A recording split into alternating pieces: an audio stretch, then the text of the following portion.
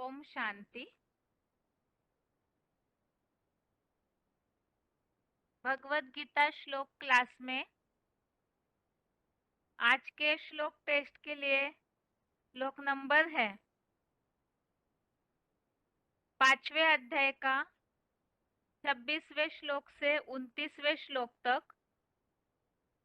अध्याय 5 श्लोक नंबर 26 से 29 तक और 8वें अध्याय का 18वां 19वां श्लोक, अध्याय 8 का श्लोक नंबर 18 19। टेस्ट के लिए पहला प्रश्न है,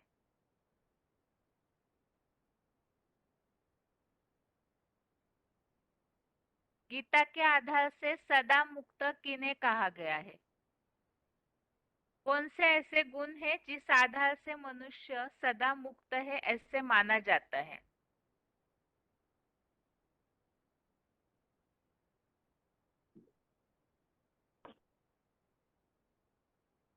हेलो, ओम शांति दीदी। हाँ जी, ओम शांति।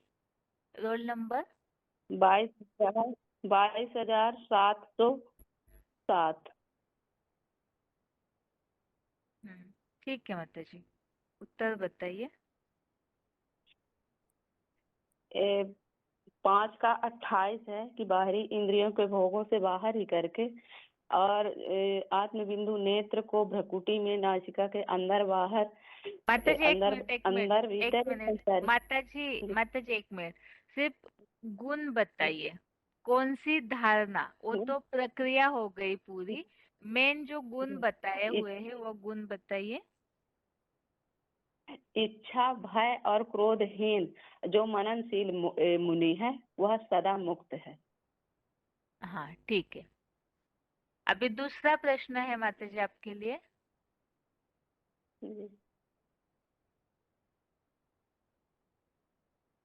शांति की प्राप्ति कब होती है?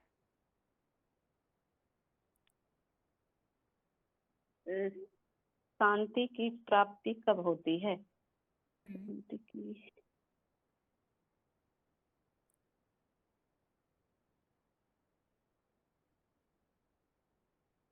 शांति, हाँ।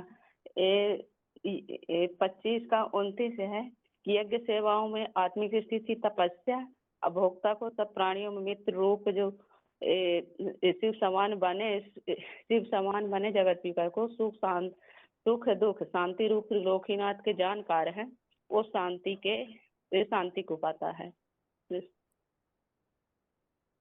उन्होंने कहा कि एक शंकर ही है कि जिसका शिव के साथ नाम जुड़ता है, तो शाकाहारी होने के बावजूद भी वो सुख दुख शांति धाम तीनों लाख त्रिलोकीनाथ है। ये शंकर के अलावा किसी के शिव का नाम सिर्फ शंकर के साथ ही जुड़ता है और किसी देवता, राक्षस, मनुष्य, प्राणी के साथ नहीं जुड़ता है। ठीक है माता जी, आपका प्रश्न हो गया।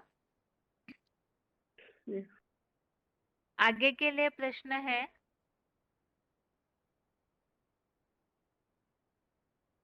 सृष्टि पर प्राणियों का उतरने का क्रम क्या है या कौन सा तरीका श्लोक में बताया है?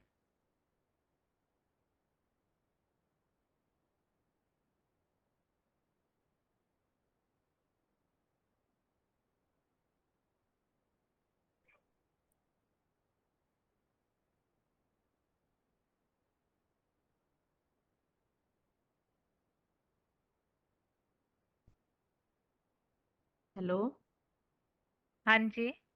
रोल नंबर है 15,898। हाँ। इसका उत्तर है दीदी कि जो ब्रह्मा का सतयुग त्रेता रूपी स्वर्गीय दिन है ना, तो उसमें उस अव्यक्त धाम से आत्माएं नंबरवार इस सृष्टि पर उत्पन्न होती हैं और जो ब्रह्मा का अ, द्वापर कलयुग रूपी अज्ञान अंधकार की जो रात्रि आती है उसके अंत में सभी आत्माएं फिर इस सृष्टि रूपी रंगमंच पर पार्ट बजाकर विवश होकर फिर आत्म ज्योति में एकाग्र होकर लीन हो जाती हैं। ठीक है माता जी, श्लोक बता सकते हैं? नहीं दीदी, श्लोक तो नहीं आता। अच्छा ठीक है। ठीक है माता जी, दूसरा प्रश्न है आपके लिए। संगम युग में कौन सा सुख होता है और सतयुग में कौन सा सुख होता है? हाँ जी। सतयुग में तो दीदी ये होता है, जो आत्म वो ज्ञानेंद्रियों का सुख होता है, और जो विष्णु लोकीय वैकुंठ है उसमें अतीन्द्रिय सुख होता है।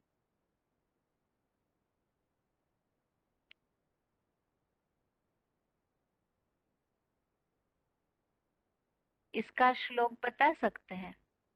दीदी श्लोक नहीं आता, बस हिंदी में ही आता है। अच्छा, मतलब याद नहीं है इस हिसाब से बोल रहे हैं ना? हाँ जी, हिंदी में ही करते हैं दीदी। अच्छा, ठीक है माता जी। ठीक है, आपका प्रश्न हो गया। आगे के लिए प्रश्न है,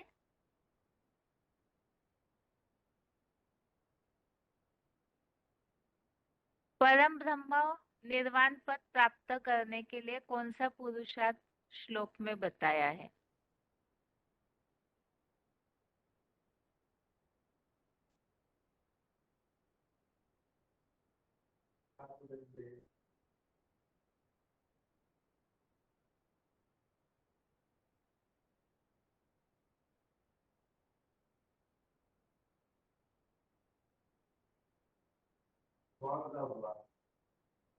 फोन हेलो अनम्यूट हुआ है। हाँ जी। हेलो हेलो हाँ जी, हेलो ओम दीदी। शांति। रोल नंबर हाँ, बताइए। 29264। ठीक है माता जी। उत्तर? उत्तर दीदी, जो आत्मा में काम क्रोध से रहित है, और जो ज्योति बिंदु में आततियों में परम ब्रह्मेश्वर खुद के जानकार है।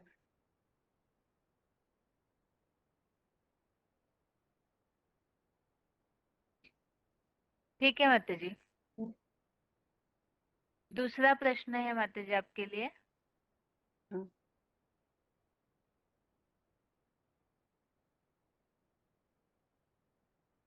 परम धाम के लिए श्लोक में आए हुए और दूसरे शब्द बताइए। परम धाम के लिए हम्म निवा निवारण धाम। श्लोक में जो शब्द आए हैं वो बताना है। संस्कृत में दीदी। संस्कृत चाहे हिंदी, भावार्थ में दोनों भी चलिए। परम धाम निर्वाण के धाम भी दीदी, ठीक है। हाँ, आगे बताइए आप। और निवारण धाम और वैकुंठ लोक।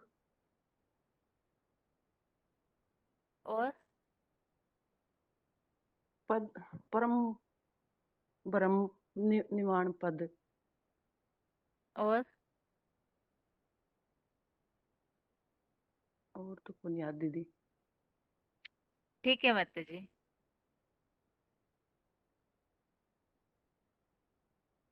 ठीक है माता जी, आपका प्रश्न हो गया। ठीक है। आगे के लिए ओम प्रश्न शांति। है। हाँ, ओम शांति।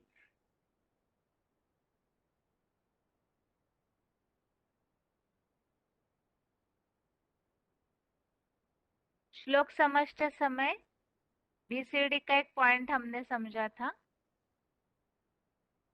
जिसमें भूत्वा भूत्वा प्रलीयते इस संबंधित एक पॉइंट आया था। बीसीडी वार्तालाप में किसी ने कुछ प्रश्न पूछा था।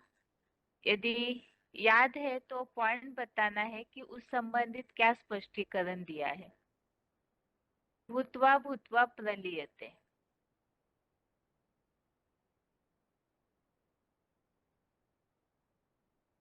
ओम शांति दीदी। हाँ, ओम शांति माता जी। Roll number? 16,468। हाँ। इसमें 8वें अध्याय का 19वां श्लोक है। इसमें बाबा बोले हैं कि हु बहु पुनरावृत्ति होती है। तो जो प्राणी भूतवा भूतवा मतलब बार बार जन्म लेकर यहाँ सृष्टि में आते हैं, तो जैसे कि शुरू में जब 16 कला सतयुगी स्वर्गीय दिन होता है तो आत्माएं आना परमधाम से आना शुरू करती हैं, और जो कलयुग का अंत है तो कलयुग के अंत में फिर उसी परमधाम में चली जाती हैं। यानी बार बार हूबहू ड्रामा रिपीट होता है। जो हमने कर्म किए हैं वो बार बार वही रिपीट होगा, उसमें कोई बदली नहीं हो सकती है। बार बार वही आत्माएं आएंगी, फिर जाएंगी, फिर आएंगी, फिर आएंगी, पुनः आवर्तन होता रहता है। माता जी आप श्लोक बता सकते हैं इसका? हाँ, भूत ग्रामः स एवं अयम भूत्वा भूत्वा प्रलीयते रात्रियन्ते अवसा पार्थ प्रभति अहराग में। अर्थ भी बताना दीदी। हाँ बताइए। वही यह मानवताड़ी समुदाय चतुर्युगी में नंबर बार बार जन्म लेकर यहाँ सृष्टि से चतुर्मुखी ब्रह्मा की रात्रि के प्रलय अंत में बरवस अव्यक्त धाम में पूरा लीन हो जाता है। और हे प्रथापुत्र 16 कला सतयुगी स्वर्गीय दिन आने पर नंबरवार प्रकट होने लगता है। ठीक है माता जी, आपका प्रश्न हो गया। ठीक आगे है के दीदी, लिए ओम प्रश्न। शांति। हाँ ओम शांति। आगे के लिए प्रश्न है, श्लोक में परम धाम के लिए समानार्थी आए हुए शब्द बताना है।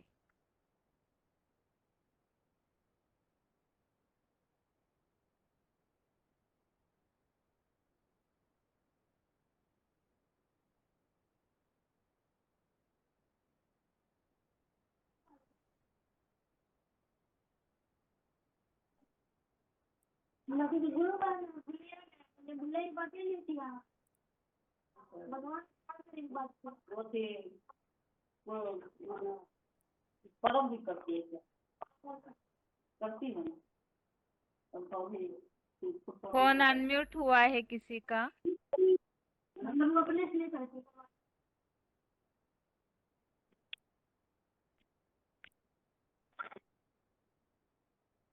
हेलो। हाँ जी, ओम शांति। रोल नंबर 5206 जाएंगी। ठीक है। हेलो। उत्तर? हाँ जी, उत्तर अव्यक्त बताइए। धाम जाएंगी। अव्यक्त धाम नाम का उसी है परम धाम देंगी। हाँ ठीक है, अव्यक्त धाम परम धाम। और हाँ जी देंगी। और भी शब्द आए हैं? नाम का है उसी का परम क्या देंगे? और भी क्लैरिफिकेशन वाले अर्थ में भी शब्द है। हाँ श्लोक बताना देंगी। श्लोक बताइए। श्लोक में एक मिनट, प्रश्न अच्छे से एक मिनट, प्रश्न पूरा सुन लीजिए। प्रश्न ये है, एक तो श्लोक में भी जो परम धाम के लिए संस्कृत शब्द आया वो भी बताइए, और उसके अलावा परम धाम की जानकारी देने के बारे में भी जो फुटनोट है उसमें भी एक शब्द यूज किया हुआ है, तो वो सारे शब्द। अच्छा ठीक है। अव्यक्त संज्ञा के देंगी। अच्छा ठीक है, ठीक है। श्लोक बताइए। ठीक है, श्लोक बताइए। अव्यक्तात् हाँ देंगी। अव्यक्तात् व्यक्तया सर्व प्रभवन्ति आहारागमे रात्र्यन्ते प्रलयन्ते तत्र एव अव्यक्त संज्ञा के। ठीक है। उसका शूटिंग में ही ब्रह्मा का स्वर्गीय दिन आने पर निराकारी अव्यक्त धाम आत्मलोक से सभी व्यक्त प्राणी नंबरवार यहाँ शूटिंग में आते हैं। फिर ब्रह्मा के अज्ञान अंधकार की रात्रि में अंत में अव्यक्त धाम नामक उसी ही परम धाम में नंबरवार 7 अरब की संख्या में लीन हो जाते हैं।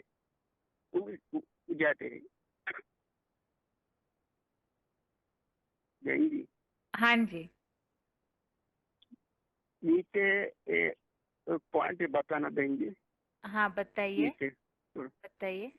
यह अव्यक्त परमधाम सर्वसामान्य निराकारी अनुरूप आत्मा व निराकारी परमपिता शिव का भी अपना सामान्य घर है, जहाँ से आकर ये सभी पाठधारी संसारी शूटिंग रंगमंच पर जन्म जन्म शरीर रूपी वस्त्र बदल बदल खेलते हैं। ठीक है, ठीक हाँ, है, आपका बहन। प्रश्न हो गया। आगे के लिए हाँ जी, प्रश्न ओम है। शांति। हाँ, ओम शांति। भक्ति मार्ग में ऐसे समझा जाता है कि आत्मा परमात्मा में लीन हो जाती है, तो इसे श्लोकों के आधार से कैसे स्पष्ट कर सकते हैं? आत्मा सच में ही लीन हो जाती है क्या, या तो उसकी गति के बारे में श्लोक में क्या स्पष्टीकरण दिया है?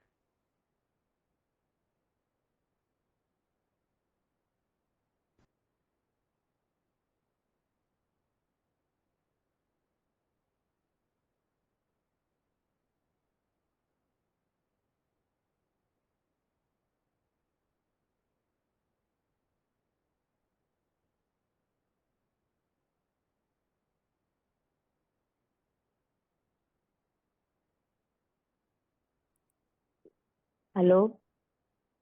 हाँ जी, ओम हाँ, शांति। हम रोल शांति बहन। नंबर 24,968। ठीक है, उत्तर बताइए। 8 अध्याय का 19 साल श्लोक। भूतग्रामः स एव अयं भूत्वा भूत्वा प्रलीयते रात्र्यन्ते अवसः पार्थ प्रभवन्ति अहरागमे। अर्थात जो जो मानवीय प्राणी समुदाय चतुर्युगी चतुर्युग में बार बार जन्म लेकर यही सृष्टि से चतुर्मुखी ब्रह्मा की रात्रि के प्रलय अंत में बरबत अव्यक्त धाम में पूरा लीन हो जाता है। और यह पृथ्वी पुत्र सोल कला का जो सदयुगी स्वर्गीय दिन आने पर नंबरवार प्रकट होने लगता है। और जो जो वार्तालाप मैंने भी दिया है 1985 वार्तालाप में परमधाम में पूरा संख्या में लीन हो जाता है। वह अविनाशी ड्रामा के विनाश नहीं हो जाता है, वह बनी बनाई है। अव्यक्त व्यर्थ सर्व जात्रायन्ति विनयन्ति। ठीक है माता जी, ठीक है माता जी, आपका प्रश्न हो गया। हाँ हाँ, आ गया आगे के लिए जी। प्रश्न, हाँ, आगे के लिए प्रश्न है। हाँ, आपका प्रश्न हो गया माता जी। आगे वालों के लिए प्रश्न है।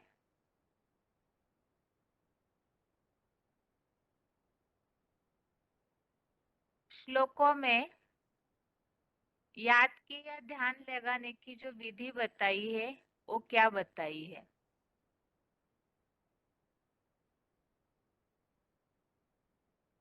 मुक्ति हेतु जो मन की एकाग्रता के लिए श्लोकों में तरीका बताया है, वो क्या बताया है?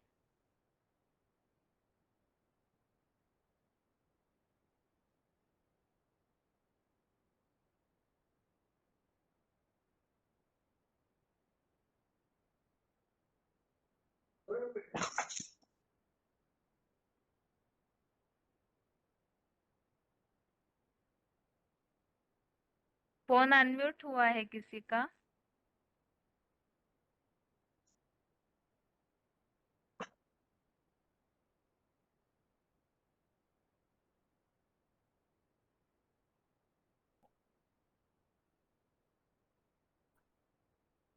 ओम शांति। हाँ जी, ओम शांति। Roll number 23,682 23622।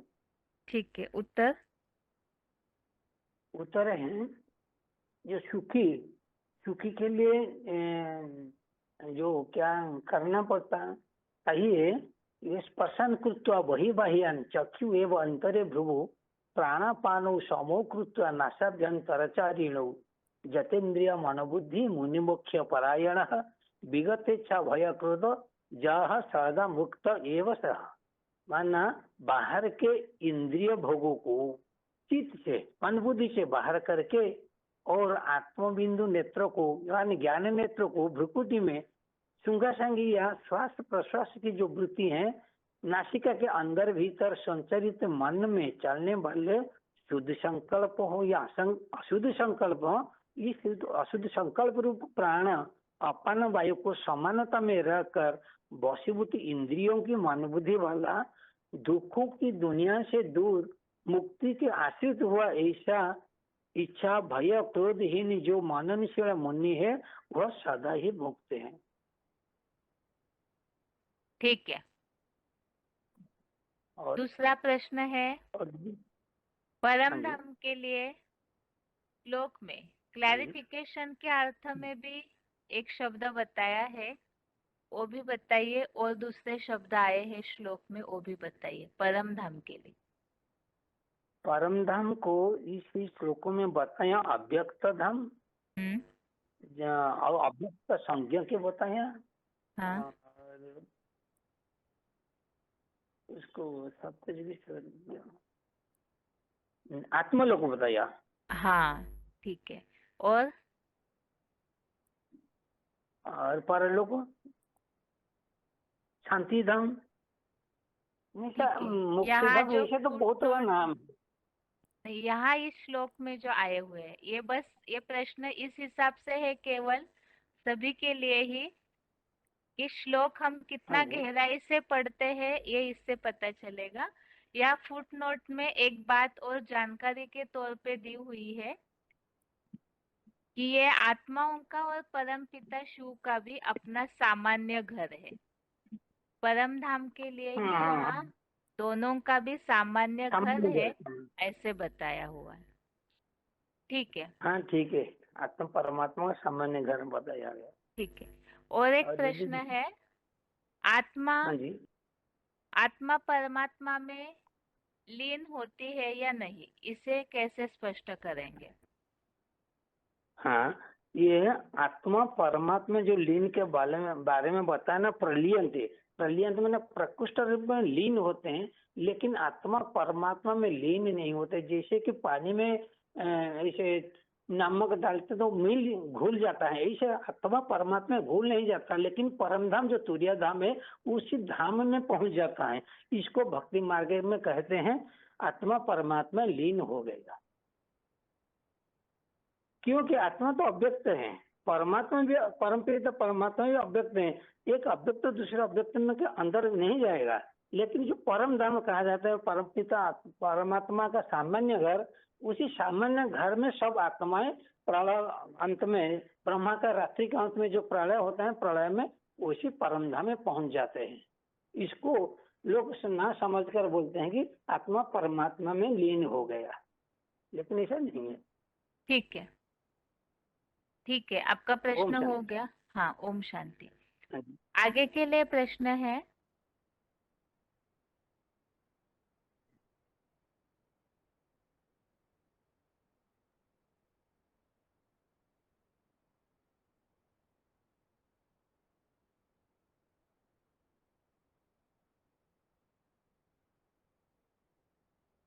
जो बाप समान बनते हैं महादेव, उनके पुरुषार्थ की कुछ विशेषताएं श्लोक में बताई हुई है, तो विशेषताओं को बताना है। परमपिता समान बने व्यक्तित्व की पुरुषार्थ की कुछ विशेषताएं श्लोक में बताई है, वो बताना है।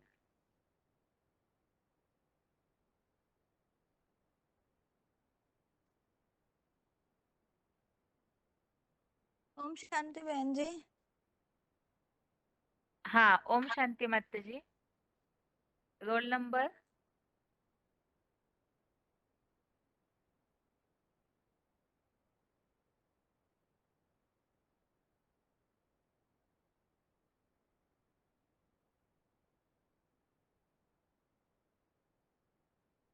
हेलो,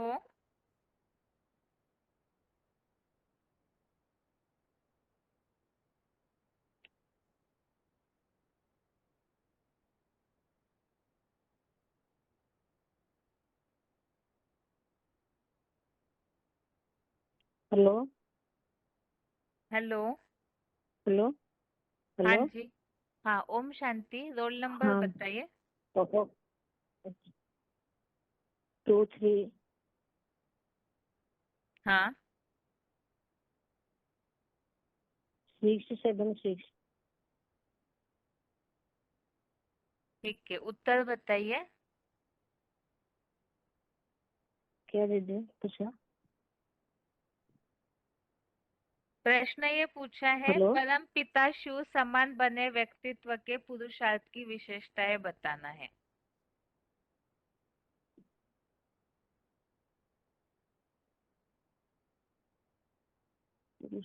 हाँ दीजिए 8,019 में बताऊंगी। उसमें क्या विशेषताएं हेलो बताइए माता जी? बताइए, उत्तर अब बताइए। ये वही वही यह मानवीय प्राणी समुदाय चतुर्युगी में नंबर बार बार जन्म लेकर यहाँ सृष्टि से चतुर्मुखी ब्रह्मा की रात्रि के प्रलय अंत में बर्वस्त अव्यक्त धाम में पूरा लीन हो जाता है। माता जी, और हे एक मिनट, एक हाँ, मिनट माता जी, हाँ, प्रश्न क्या पूछा है? प्रश्न बताइए एक बार।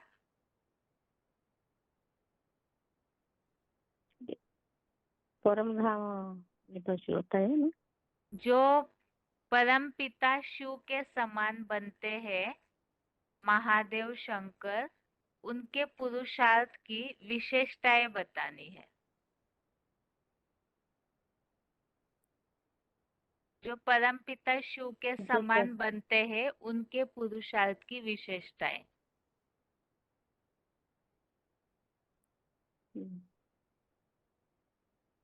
विशेषता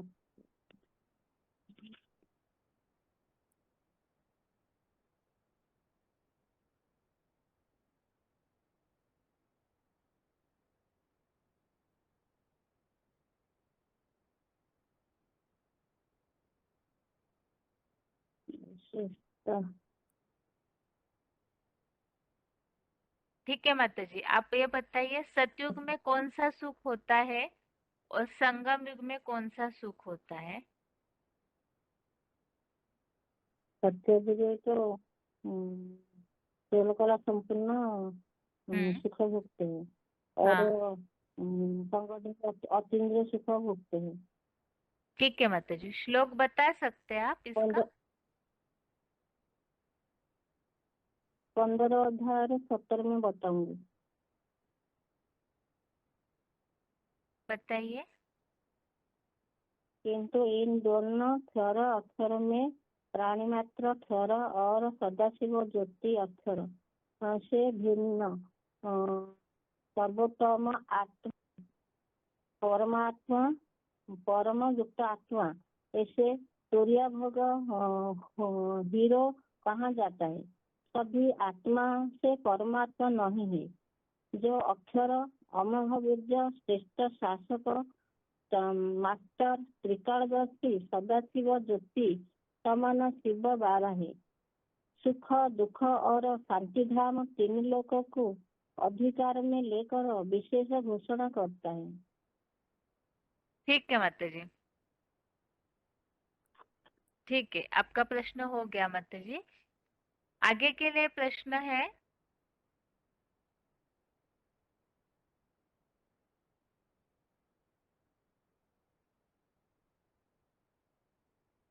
प्रश्न फिर से सेम।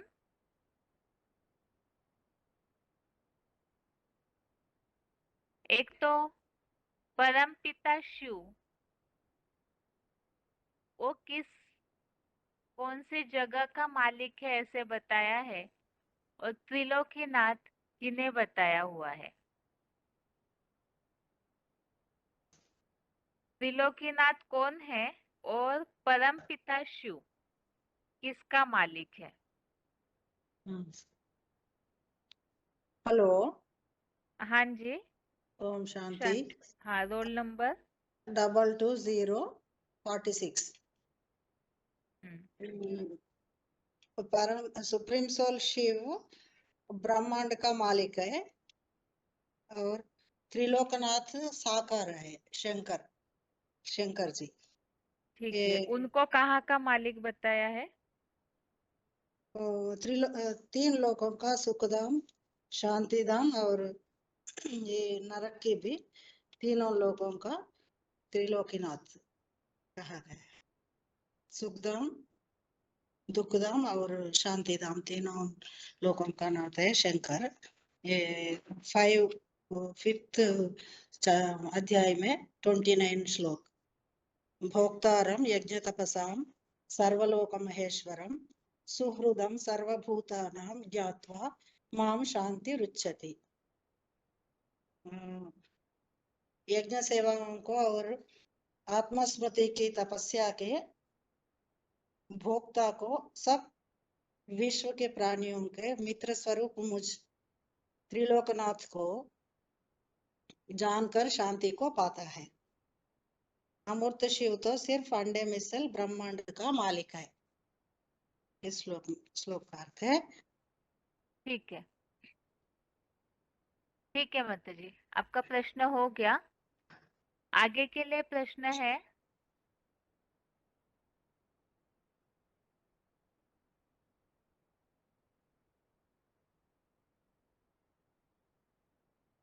प्राण और अपान वायु किसे बताया है?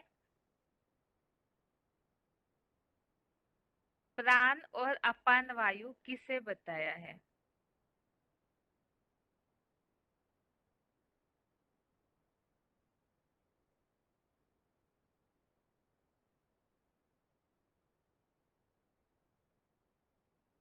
हेलो हेलो बहन जी, हेलो बहन जी, हाँ माता जी, हेलो।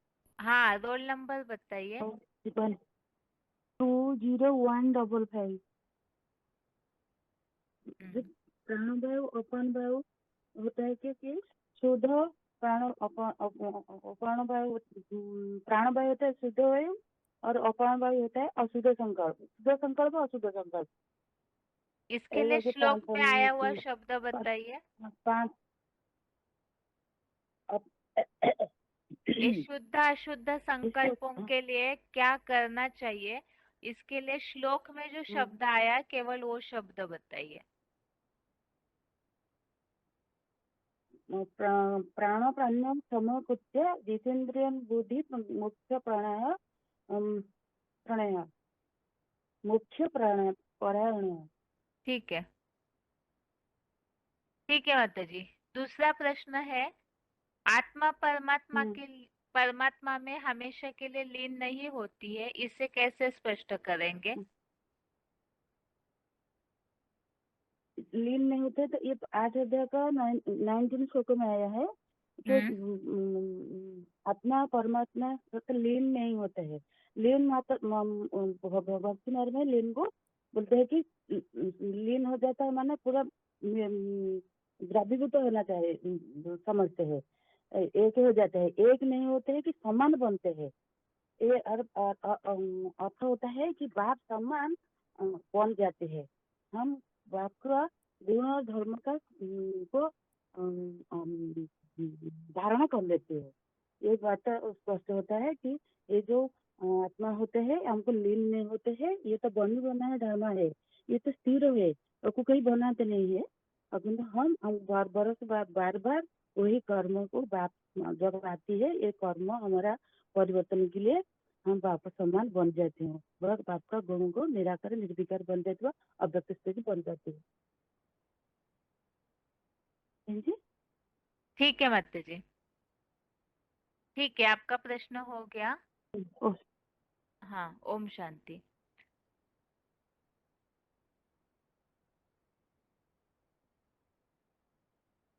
परम धाम जाने वालों की संख्या कितनी बताइए श्लोक में?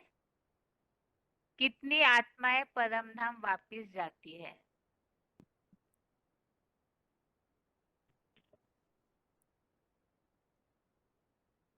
ओम शांति दीदी। हाँ, ओम शांति माता जी। Roll number 26 316। दीदी। हाँ जी, उत्तर बताइए माता जी। 7 अरबों की संख्या में लीन हो जाती है। 7 अरब सर्व ठीक है प्राणी माता रहते हैं। ठीक है माता जी, श्लोक बता सकते हैं आप? बताएंगे तो थोड़ा थोड़ा आता है। ठीक है, बताइए। बताएंगे। भावार्थ पढ़िए फिर। भावार्थ अव्यक्तात् व्यस्तः। जी हाँ, बताइए बताइए। आवाज नहीं आती। आ रहा है, बताइए। अव्यक्तात् व्यस्तः सर्वा प्रलभन्ति अहरागमे रात्रान्ते प्रलीयन्ते तत्र एव अव्यक्त संज्ञके। अर्थ बताऊंगी दीदी। हाँ, बताइए। शूटिंग में ही ब्रह्मा का स्वर्गीय दिन आने पर निराकारी अव्यक्त धाम आत्मा लोक से सभी व्यक्त प्राणी नंबर 12 यहाँ सृष्टि में आते हैं।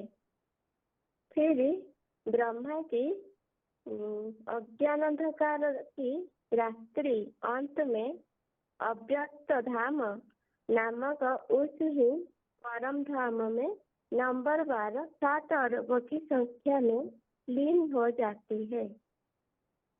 मतलब यहाँ की सब तो लीन हो जाती है, फिर नंबर 12 यहाँ रंगमंच में पाठ करने के लिए आते हैं। ये तो नीचे में दिया हुआ है। ठीक है माता जी, आपका प्रश्न हो गया। हाँ, आगे के लिए प्रश्न है। हाँ, ओम शांति। आगे के लिए प्रश्न है, भक्ति मार्ग में ऐसे समझा जाता है कि शरीर छोड़ने के बाद ही मोक्ष मिलता है, मृत्यु के बाद ही मोक्ष मिलता है, ऐसे समझा जाता है। और मुरलियों में जैसे कि शिव बाबा ने इस बात को स्पष्ट किया है, नरक की दुनिया के बीच में ही स्वर्ग का वर्षा देता हूँ। अर्थात इस दुख की दुनिया में रहते हुए भी ऐसी कोई आत्माएं हैं जिनको दुखों से मुक्ति का वर्षा मिलता है। तो एक ही श्लोक के आधार से हम सिद्ध कर सकते हैं। उसका पुरुषार्थ भी बताया है और क्लैरिफिकेशन वाले अर्थ में इस बात को स्पष्ट किया है कि इस दुख की दुनिया में रहते हुए भी मुक्ति या मोक्ष की प्राप्ति कर सकते हैं। श्लोक के साथ इसे कैसे समझाएंगे हम भक्ति मार्गीय लोगों को, इसे भी स्पष्ट करना है। ओम शांति। हाँ जी, ओम शांति। हेलो। हाँ जी, ओम रोल नंबर है शांति। 20267। हाँ जी। हाँ, रोल नंबर है, सॉरी, ये श्लोक है 526 श्लोक। काम क्रोध वियुक्तानां यतिनम यतितथसम अभित्व ब्रह्म निर्वाणम वर्तते विदितात्मनम। हेलो। हाँ जी, हाँ बताइए आप।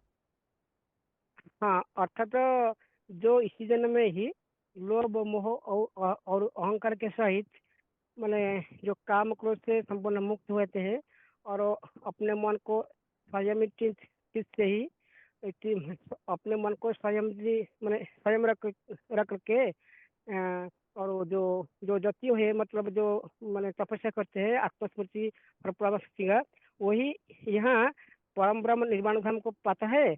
और यहाँ ही मैंने दोनों तरफ उनका शोक होता है। एक तो हमारा यहाँ हम मैंने सारी मैंने विष्णु लोक की वैकुंठ का अत्यंत सुख भक्त है और फिर भी सत्य में ऐसे भक्त है, मतलब उसका सुख दोनों ओर होता है, इसे बताया है। ठीक है, और कोई श्लोक है जिसमें इस बात को और स्पष्ट किया हो? उसमें पुरुषार्थ भी बताया है और भी ऐसी बातें स्पष्ट की है।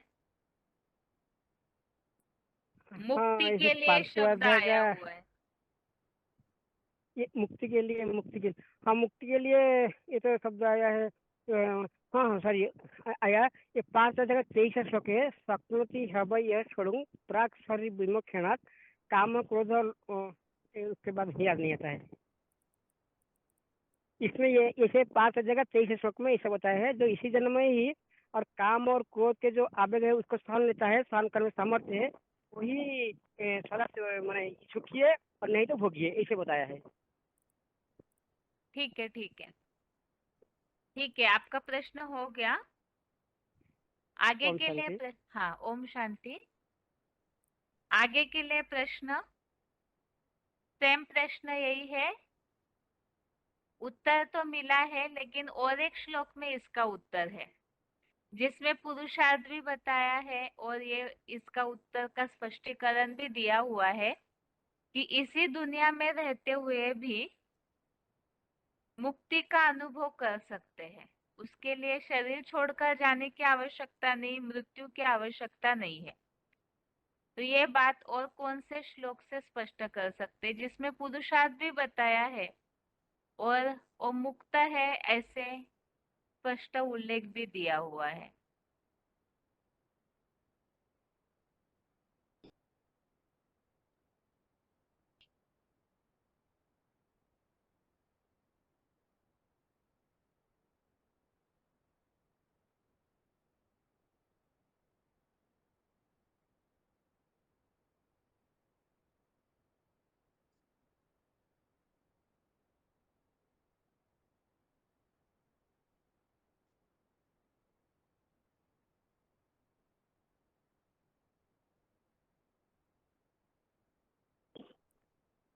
ओम शांति बहन जी। हाँ, ओम शांति। Roll number? Roll number 8924। हाँ और प्रश्न का जवाब है बहन जी, ये 5 का 27 और 5 का 28 में है हाँ कि बाहर की इंद्रियों से बाहर की इंद्रियों भोगों को शरीर से बाहर ही करके और आत्म बिंदु नेत्र को भ्रुकुटी में तुंगा सांगी या श्वास प्रश्वास की वृत्ति से संचारित नासिका के अंदर भीतर मन में चलने वाले शुद्ध व अशुद्ध संकल्प रूप प्राण अपान वायु को समानता में रखकर वशीभूत इंद्रियों और मन बुद्धि वाला दुखों की दुनिया से दूर मुक्ति के आश्रित हुआ, ऐसा इच्छा भय व क्रोधहीन जो मननशील मुनि है वह सदा ही मुक्त है। मना यहाँ पर वे इस श्लोक में वो पुरुषार्थ भी बताया है और सदा मुक्त रहते हैं, ऐसा पुरुषार्थ करने से मुक्त प्राप्ति। रहते हैं करके भी बताया, प्राप्ति भी बताया। तो ये श्लोक है 5 का 27 और 5 का 28 है। ठीक है, इसे थोड़ा सा आप सहज भाषा में बताइए। ये तो श्लोक का अर्थ आपने बताया, किसी को हाँ, समझाना है जी। तो आप कैसे बताएंगे?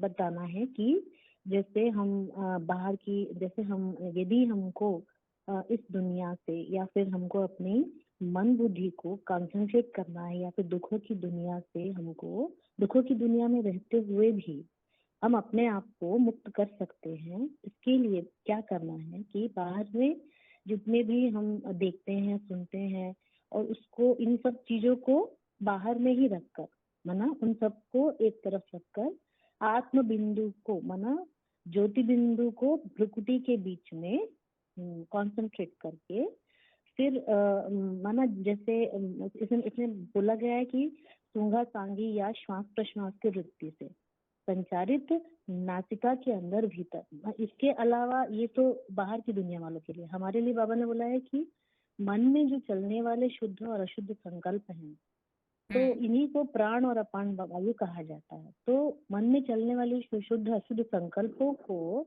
एक समानता में रखकर मना जब हम आत्मा बिंदु को नेत्र में मना ज्योति बिंदु आत्मा में हम जब स्थिर हो जाते हैं तब हमारे अंदर जो शुद्ध और अशुद्ध संकल्प चलते हैं उनका चलना धीरे धीरे कम हो जाता है। और यदि हम धीरे से हम उस अशुद्ध संकल्पों को रोक सकते हैं और शुद्ध संकल्प माना बाबा की याद में रह सकते हैं, तो इस तरह हम रहेंगे तो दुखों की दुनिया में रहते हुए भी हम अपने आप को मुक्त और अनुभव कर सकते हैं, और यही पुरुषार्थ इसमें बताया है। ठीक है माता जी, आपका प्रश्न हो गया। आगे के लिए प्रश्न है। हाँ, ओम शांति।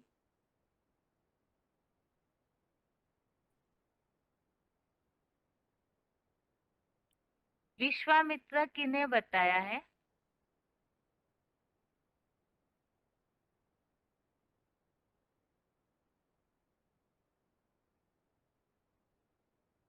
विश्व का मित्र किन्हें बताया है?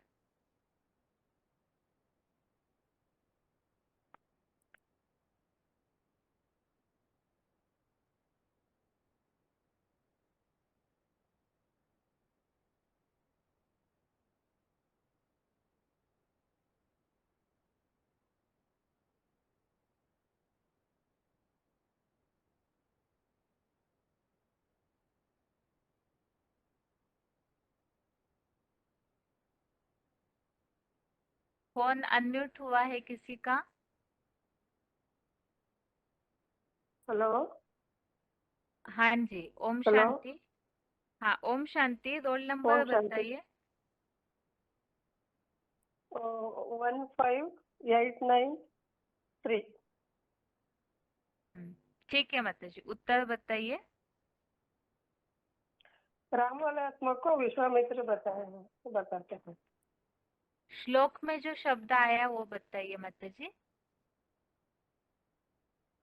वो याद नहीं। विश्व के मित्र है शंकर जी है। ठीक है माता जी, ये जो बात है किस श्लोक में आई है कि वो सब प्राणियों का मित्र है?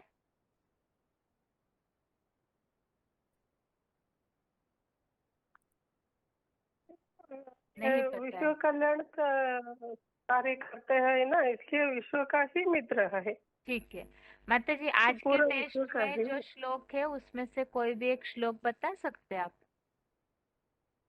आज के टेस्ट के लिए जो श्लोक है उसमें से कोई भी एक श्लोक या तो कोई भी एक श्लोक का अर्थ बता सकते हैं? हाँ। अव्यक्ताद्व्यक्तयः सर्वाः प्रभवन्त्यः कागमे रात्र्यागमे प्रलीयन्ते तत्रैवाव्यक्तसंज्ञके। इसका मीनिंग है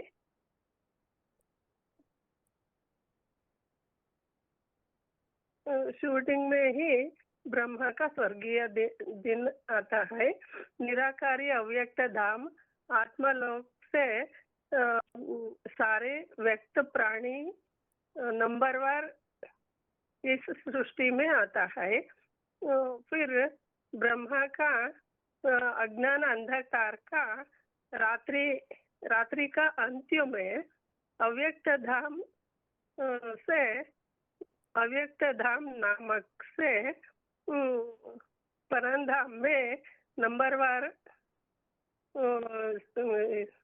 700 कोटि भी सह लीन होता है। ठीक है माता जी, ठीक है, आपका प्रश्न हो गया माता जी। ओम शांति। हाँ, ओम शांति। आगे के लिए प्रश्न है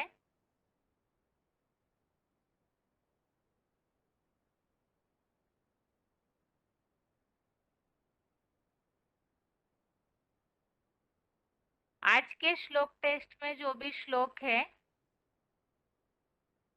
उसमें से कोई भी एक श्लोक के आधार से ये बताना है कि वो श्लोक हम किस प्रसंग में दुनिया वालों को समझा सकते हैं। किस प्रसंग में कौन सा श्लोक हम समझा सकते हैं, कोई भी एक श्लोक के लिए बताना है। हम विश्व शांति है तभी आ सकते जब विश्व शांति देवा को पहचान पाएंगे, इसमें ये है। तो और आत्मा के लिए बता सकते।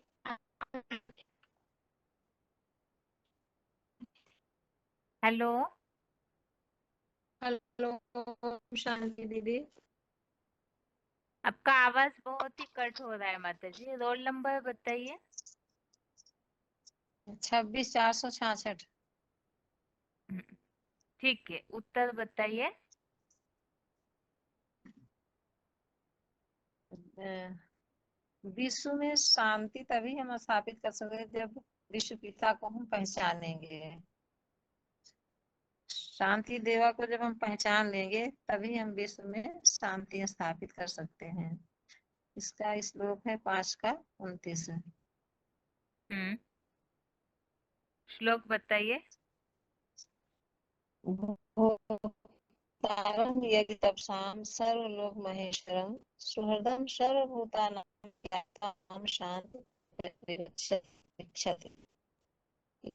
यज्ञ तपस्या भोग प्राण में मित्र मुझ विश्व में त्रिलोक मुझ त्रिलोकनाथ को जानकर शांति को पाता है।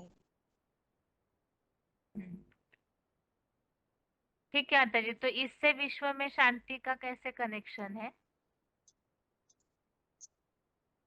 ज्ञान से है कनेक्शन। जो भी ज्ञान हम सुनाते हैं, जो संदेश देते हैं लोगों को, तो उस संदेश से ही जब शिव का हम संदेश देते हैं तो उस संदेश से ही आत्माएं कनेक्ट होती हैं, जुड़ती हैं, कोर्स करती हैं, तो उससे धीरे विश्व में शांति स्थापित होती है। जैसे जैसे आत्माएं जुड़ते जाते हैं वैसे वैसे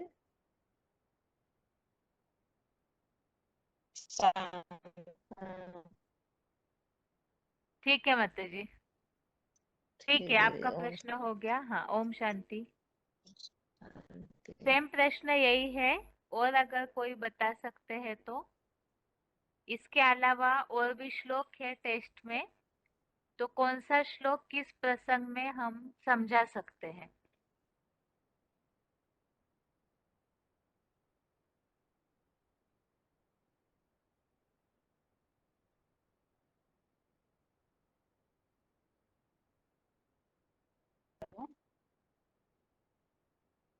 हेलो, रोल नंबर? हाँ जी दीदी 28658। 28658। हाँ जी, उत्तर हाँ, बताइए। इसमें 8वें अध्याय का 8वें अध्याय का 18 और 19 श्लोक में जो दुनिया में भक्ति मार्ग में ये समझा जाता है कि आत्मा परमात्मा में लीन हो जाती है। इन श्लोकों से स्पष्ट होता है कि जब दिन आता है, मना सतयुग स्टार्ट होता है, तो नंबरवार आत्माएं वापिस आती हैं। अगर हम ये समझें कि आत्मा परमात्मा में सदा के लिए लीन हो जाती है, तो ऐसे तो आत्मा का अस्तित्व ही खत्म हो जाएगा, जबकि आत्मा तो अविनाशी बचेगी। और जब रात्रि आती है, माना कलयुग का अंत आता है, तब आत्माएं परमधाम वापस जाती ठीक है माता जी। माना सदाकाल के लिए लीन होती हैं, ये मान्यता गलत है। हाँ, ठीक है माता जी, आपका प्रश्न हो गया। क्लास का टाइम पूरा होने जा रहा है, इसीलिए आज के टेस्ट में पूछे हुए प्रश्नों के उत्तर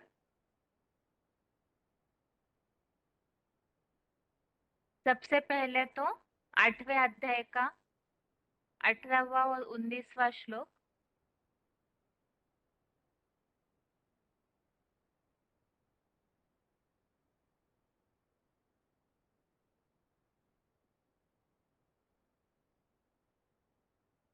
अठारहवें और 19वें श्लोक संबंधित जो प्रश्न पूछे हैं, एक प्रश्न तो ये पूछा है, परम धाम के लिए श्लोक में आए हुए शब्द बताना है। तो उसके लिए एक तो संस्कृत में जो श्लोक में शब्द आया है वो है अव्यक्त संज्ञ के, अर्थात अव्यक्त धाम। दूसरा क्लैरिफिकेशन वाले अर्थ में जो शब्द आया है वो है आत्मलोक। तीसरा परम धाम, और परम धाम इसी संबंधित वास्तव में प्रश्न पूछा है, और जो फुटनोट है उसमें आया हुआ है सामान्य घर। वास्तव में प्रश्न बहुत ही एक स्वाभाविक और कॉमन प्रश्न है, लेकिन ये पूछने का खास कारण यही है कि हम श्लोक को कितना गहराई से पढ़ते हैं, केवल इसी हिसाब से प्रश्न पूछा हुआ है।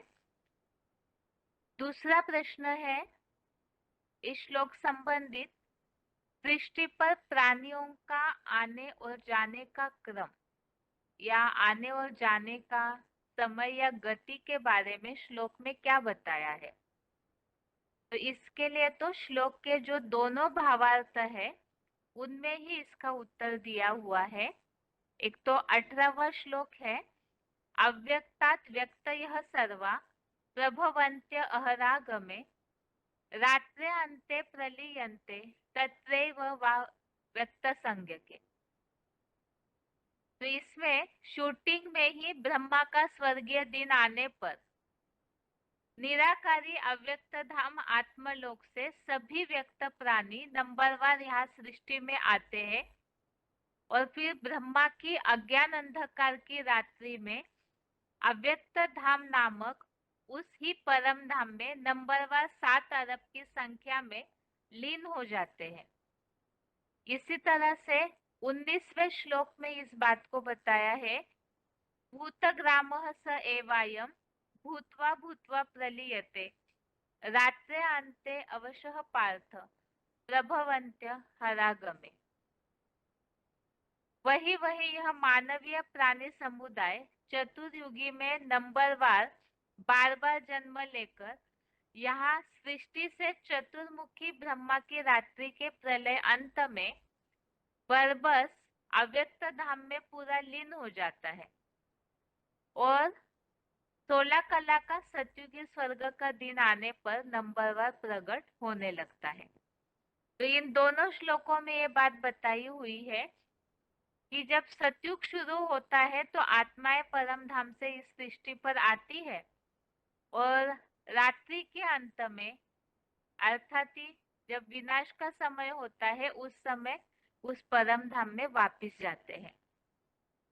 और इसी श्लोक संबंधी जो रेफरेंस श्लोक हमने देखा था दूसरे अध्याय का 28वां श्लोक, उसमें ये बात बताई है कि प्राणियों का आदि और अंत अव्यक्त है और बीच वाला जो मध्य जीवन है वो व्यक्त है। तो ये प्राणियों की अर्थात मनुष्य आत्माओं की जो गति है सृष्टि पर आने जाने का क्रम, उसके बारे में यहाँ जानकारी दी है इन दोनों श्लोकों में। तो ये श्लोक विशेषकर कईयों को ये जिज्ञासा रहती है कि आखिर आत्मा इस सृष्टि पर कब आई, कब शुरुआत हुई, उनका क्या होगा आगे, क्या यह सृष्टि हमेशा के लिए इसी तरह चलती रहेगी क्या? ऐसे जो वैरायटी प्रश्न है दुनिया वालों के मन में, तो उन सब के लिए आत्माओं की और सृष्टि की गति के लिए जो प्रश्न मन में आते हैं तो उस संबंधित श्लोक में जो स्पष्ट उत्तर है वो बताया जा सकता है कि सतयुग में सृष्टि पर आते हैं और विनाश के बाद अर्थात कलयुग की रात्रि के बाद आत्माएं परमधाम वापिस जाती है। दूसरा प्रश्न इस श्लोक में ये पूछा था, कितनी आत्माएं परमधाम वापिस जाती है?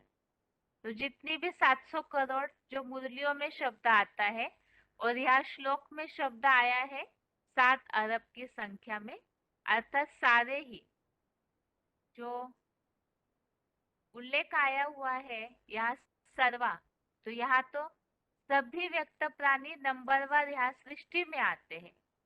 तो नंबरवार जैसे सृष्टि में आते हैं इसी तरह वापिस जाते समय भी सारे ही लीन हो जाते हैं। अगला प्रश्न ये पूछा था, जो श्लोक संबंधित पॉइंट हमने सुने हैं उसमें भूत्वा भूत्वा प्रलीयते, इस संबंधित जो पॉइंट हमने सुना VCD वार्तालाप का, तो उसमें क्या स्पष्टीकरण दिया था इस पॉइंट के लिए, इस शब्द के लिए ये पूछा था।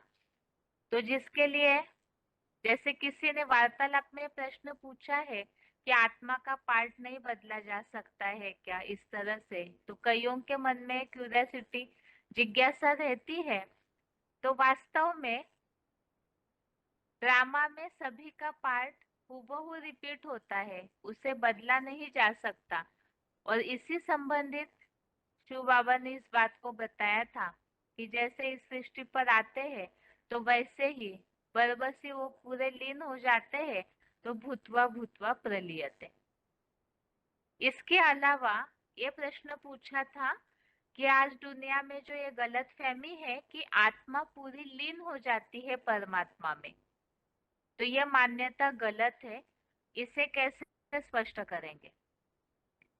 तो इसमें पहली बात तो ये है, श्लोक में यहाँ शब्द आया हुआ है प्रलीयते, प्रलीयते, और 18वें श्लोक में शब्द आया है प्रलीयन्ते, अर्थात उस परम धाम में पूरा लीन हो जाते हैं। तो पूरा लीन हो जाते हैं अर्थात उस स्थिति में समाने की बात है। अब दूसरी बात, इसी का आगे का जो आत्माओं की गति है जो आगे होने वाली, उसका उत्तर भी इन्हीं श्लोकों में दिया हुआ है। जैसे यहाँ बताया कि रात्रि अंत में, प्रलय अंत में बरबसी अव्यक्त धाम में वो आत्माएं पूरी लीन हो जाती है, और फिर आगे उसका तुरंत उत्तर भी बता दिया कि दिन आने पर नंबरवार प्रकट होने लगते हैं। तो यहाँ श्लोक में ही इस बात को स्पष्ट किया है, प्रभवती अहरागमे, अर्थात दिन आने पर फिर प्रकट होने लगते हैं। आत्मा अगर पूरी तरह से नष्ट लीन हो जाए तो उसका अस्तित्व ही खत्म हो जाए, लेकिन आत्मा अनादि है और इसी तरह से आत्मा पूरी तरह से नष्ट भी नहीं होती। तो लीन होना अर्थात किसी स्थिति में एकाकार होना, तो वो भी परमधामी स्टेज में वैसी लीन हो जाती है। वैसी स्थिति विनाश के बाद बरबसी वो उस स्थिति में लीन हो जाते हैं। ये सब आत्माओं के लिए ये नियम बंधा हुआ है। और इसी तरह नंबरवार और फिर से सतयुग से इस सृष्टि पर उतरना शुरू होता है। तो इससे ही ये स्पष्ट है, आत्माओं का अस्तित्व हमेशा के लिए खत्म नहीं हो सकता, न होता है। ये इस श्लोक में ही स्पष्ट किया है। अब इसके अलावा 5वें अध्याय का 26वां श्लोक, श्लोक नंबर 26, इस संबंधित प्रश्न पूछा था, परम ब्रह्म निर्वाण पद के लिए क्या पुरुषार्थ बताया है। श्लोक नंबर 26 है, काम क्रोध वियुक्ता नाम यतिनाम यत चेतसाम अभितो ब्रह्म निर्वाणम वर्तते विदितात्मनाम। तो इस श्लोक के भावार्थ में वो पुरुषार्थ बताया है जिससे परम ब्रह्म का निर्वाण पद, इस संबंधित तो हमने पहले भी समझा है। परम ब्रह्म निर्वाण पद अर्थात ही परम धामी स्टेज, ऐसी शांति की स्टेज की बात है, लोभ मोह अहंकार सहित और काम क्रोध से रहित, अर्थात 5 विकारों को जो छोड़ देते हैं।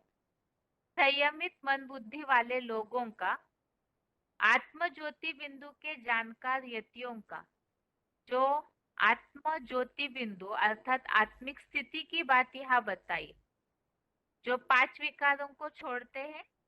दूसरा, जिनकी मन बुद्धि संयमित अर्थात कंट्रोल में है, एकाग्र है। और कहाँ एकाग्र है तो बताया भ्रू मध्य में, जो ऐसे आत्म ज्योति बिंदु के जानकार है, तो उनका यहाँ ही परम ब्रह्म का निर्वाण पद होता है। अगला प्रश्न इस श्लोक संबंधित पूछा था, सतयुग में कौन सा सुख है और संगम युग में कौन सा सुख है। सतयुग में ज्ञानेंद्रियों का सुख है और संगम युग में विष्णु लोकीय वैकुंठ का अतीन्द्रिय सुख होता है। अगला प्रश्न 5वें अध्याय का 27 और 28वां श्लोक संबंधित एक प्रश्न यह पूछा था, जो सदैव मुक्त है ऐसों के कौन से गुण श्लोक में बताए हैं। इस श्लोक में 2 बातें हैं, एक तो पुरुषार्थ भी बताया है और इसमें गुण बताए हुए हैं। तो जो सदैव मुक्त है उनके गुण यहाँ बताए, इच्छा भय व क्रोधहीन जो मननशील मुनि है वह सदा मुक्त ही है। तो गुण बताए इच्छा भय क्रोधहीन और मननशील। दूसरा प्रश्न यह पूछा था इस श्लोक संबंधित, जैसे कि इस दुनिया में ही लोग तो समझते हैं कि शरीर छोड़ करके और कहीं जाकर के मोक्ष की प्राप्ति होती है आत्मा को, लेकिन जैसे कि मुरलियों में हम इस उल्लेख को हमेशा सुनते हैं, इसी नर्क की दुनिया के बीच में स्वर्ग की बादशाही देता हूँ। तो इसी दुनिया के बीच में रहते हुए भी जीवन मुक्त पने का अनुभव कर सकते हैं। तो वो कैसे और उसका पुरुषार्थ क्या है? तो इस 27 और 28वें श्लोक में इस बात को स्पष्ट किया है। पहले तो श्लोक देखते हैं। स्पर्शान कृत्वा बहिर्बाह्यान चक्षुचैवा अंतरे भ्रुवो प्राणापानो समो कृत्वा नासाभ्यंतरचारिणो यतेन्द्रिय मनोबुद्धि मुनि मोक्षपरायणः विगतेच्छा भय क्रोधो य सदा मुक्त एव सः। इस श्लोक में पुरुषार्थ बताया है बाहर के इंद्रिय भोगों को चित्त से बाहर ही करके, अर्थात जो भी इंद्रियों के भोग, आँख है, कान है, जीभ है और भी अन्य जो भी इंद्रियां है, उन सब के जो भोग अर्थात जो सुख लिया जाता है उन इंद्रियों से, उसे चित्त से बाहर करते, अर्थात मन के संकल्पों से उन सुखों को भोगना नहीं। जैसे 5वें अध्याय में ही जो श्लोक हमने देखा है 8वां 9वां कि अकर्ता की स्टेज, सब कुछ स्वाभाविक रीति से करते हुए भी उसमें मन बुद्धि लिम्पायमान न होना। और आत्मबिंदु नेत्र को भ्रुकुटी में, आत्मबिंदु नेत्र को भ्रुकुटी में अर्थात आत्मिक स्थिति में एकाग्र होने की बात। दूसरा बताया यहाँ सुंघा सांगी या श्वास प्रश्वास की वृत्ति से नासिका के अंदर भीतर संचारित प्राण अपान वायु को समानता में रखकर। तो जो योगी होते हैं, एकाग्र जिनकी मन बुद्धि है, तो उनकी श्वास प्रश्वास की प्रक्रिया भी धीमी होती है। जितनी ज्यादा भोगी तो उनकी श्वास प्रश्वास की प्रक्रिया पर भी उसका असर होता है। ये तो हद की बात। और बेहद के हिसाब से क्लैरिफिकेशन वाले अर्थ में बताया मन में चलने वाले शुद्ध अशुद्ध संकल्प रूप प्राण अपान वायु को समानता में रखकर। तो ये जो शुद्ध अशुद्ध संकल्पों की गति है, बेहद के हिसाब से प्राण अपान वायु, इसे भी समानता में रखना, अर्थात अशुद्ध संकल्पों की गति कम होनी चाहिए और शुद्ध संकल्प, पॉजिटिव संकल्प ज्यादा। जो योगी होते हैं उनकी ये स्थिति होती है। और वशीभूत इंद्रियों की मन बुद्धि वाला दुखों की दुनिया से दूर मुक्ति के आश्रित हुआ। तो यहाँ बताया है कि ये पुरुषार्थ बताया, एक तो इंद्रिय भोगों को बाहर करना है, दूसरा बताया शुद्ध अशुद्ध संकल्पों की गति के बारे में ध्यान रखना है, और वशीभूत मन बुद्धि, वशीभूत इंद्रियों की मन बुद्धि वाला। तो इंद्रिय अगर कंट्रोल में है, संकल्पों की धारा कंट्रोल में है, आत्मिक स्थिति में मन बुद्धि एकाग्र है, तो वो मुक्त है। तो जैसे कहा जाता है शांति अपने गले का हार है, तो मुक्ति भी हमारे पास ही है। इस तरह से अगर इस दुनिया में रहते हुए ये पुरुषार्थ करते हैं, तो इच्छा भय क्रोधहीन जो मननशील मुनि है वो सदा मुक्त ही है। तो दुखों की दुनिया से स्वतः ही इच्छाओं से दूर हुए, तो दुखों से दूर हुए, तो इसी दुनिया में मुक्ति अवस्था का अनुभव प्राप्त कर सकते। अगला प्रश्न श्लोक नंबर 29 संबंधित। पहला प्रश्न इस श्लोक संबंधित ये पूछा था विश्वामित्र कौन है। तो यहाँ जो परमपिता समान बनता है वो शंकर महादेव ही विश्वामित्र है। जो श्लोक में यहाँ शब्द आया हुआ है, सब प्राणियों में मित्र रूप मुझ त्रिलोकीनाथ, तो यहाँ मित्र रूप के लिए शब्द आया है सुरुधम, अर्थात मित्र रूप, तो विश्व का मित्र है। अगला प्रश्न यह पूछा था परमपिता शिव कहाँ के मालिक है, और त्रिलोकीनाथ किन्हें कहा है? तो श्लोक में क्लैरिफिकेशन वाले अर्थ में परमपिता शिव के लिए बताया है, अमूर्त शिव तो सिर्फ अंडे मिसल ब्रह्मांड का मालिक है, और ये जो महादेव शंकर है वो तो त्रिलोकीनाथ है, जो सुख दुख और शांति रूप त्रिलोकीनाथ है। तो तीनों लोकों का भी वो नाथ है। जो नीचे फुटनोट है इसमें भी इस बात को बताया कि मूर्तिमान शंकर साकारी होने से सुख दुख शांति धाम तीनों का त्रिलोकीनाथ है। तो ये तीनों लोक भी, सुख धाम भी स्वर्ग के रूप में यहाँ स्थापित होता है, दुख धाम नरक के रूप में यहाँ ही स्थापित होता है, और शांति धाम को भी यहाँ ही उतारने बोला है। तो इस हिसाब से वो तीनों का त्रिलोकीनाथ महादेव शंकर। अगला प्रश्न ये पूछा था कि जो शंकर है उनकी क्या खासियत या विशेषता या गुण बताए हुए हैं। तो उस हिसाब से एक तो सब प्राणियों का मित्र है, दूसरा वो यज्ञ सेवा आत्मस्मृति की तपस्या से वो आत्म सुख को भोगता है। और इस श्लोक संबंधित जो रेफरेंस श्लोक हमने लिए हुए थे उसमें भी उनकी वो विशेषताएं बताई हुई है, जो 9वें अध्याय का 24 और 15वें अध्याय का 17वें श्लोक में उनकी वो विशेषताएं बताई हुई है। एक तो सर्वोत्तम शासक है, अमोघ वीर्य है, इस तरह से अलग अलग बातें जो उल्लेख की हुई है। अगला प्रश्न ये पूछा था जो लास्ट में कि आज के श्लोक टेस्ट के हिसाब से इन सारे श्लोकों के आधार से हम कैसे समझा सकते हैं। तो सारे श्लोकों की बात तो बताई, जैसे 27-28वें श्लोक के लिए भी वो बात बताई। प्रश्न में ही वो प्रश्न समाया था कि लोग समझते हैं मोक्ष कैसे, तो इस दुनिया में ही इच्छा भय क्रोधीन होने से ही मुक्ति की प्राप्ति अर्थात जीवन मुक्त, जीवन में रहते हुए भी मुक्त अवस्था का अनुभव कर सकते हैं। और इस श्लोक संबंधित विश्व में शांति कैसे स्थापित होगी, तो जब विश्व पिता को जानेंगे तभी ही विश्व में शांति स्थापित हो सकती है। जो इस श्लोक में उल्लेख आया हुआ है, त्रिलोकीनाथ को जानकर शांति को पाता है। जो श्लोक में इस तरह से जो उल्लेख आया हुआ है, भोक्ताराम यज्ञ तपसाम सर्वलोको महेश्वरम सुहृदम सर्वभूतानाम ज्ञात्वा माम शांति रुच्छति।